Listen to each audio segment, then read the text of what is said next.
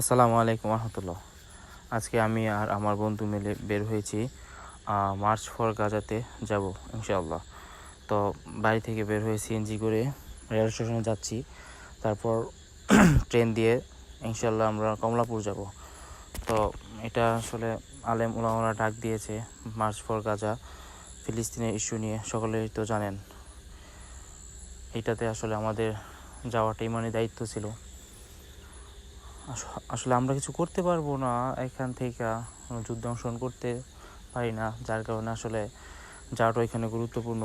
তো ট্রেন দেখতেই পাচ্ছেন, বোঝাই করে ট্রেন, মানে ভাবছি ভিতরে জায়গা পাবো, ভিতরে জায়গা নাই, উপরেও বসার কোনো জায়গা নাই। সাইডে একদম ইঞ্জিনের সামনে, লোকো পাইলটের সামনে বরাবর সামনে এসে বসেছি। অনেক মানুষের ভিড়টি ঠেলে বসছি। তো বসার পরে ট্রেন চাললো, মনোরম একটা পরিবেশ, আল্লাহ তাআলা যা করে ভালোর জন্যই করে। তো এটাতে আমাদের যাওয়া একটা ইমানি দায়িত্ব ছিল।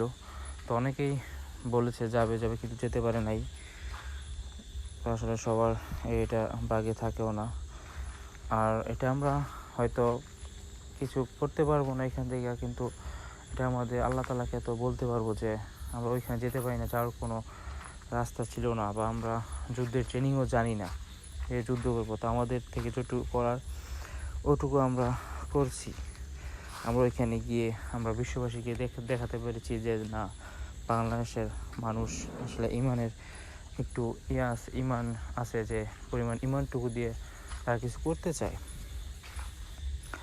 তো আমরা ট্রেনে করে যাচ্ছি কমলাপুর রেল স্টেশনের অভিমুখে। যেতে যেতে অনেকবার ট্রেনটা থামিয়েছে বিভিন্ন জায়গায়।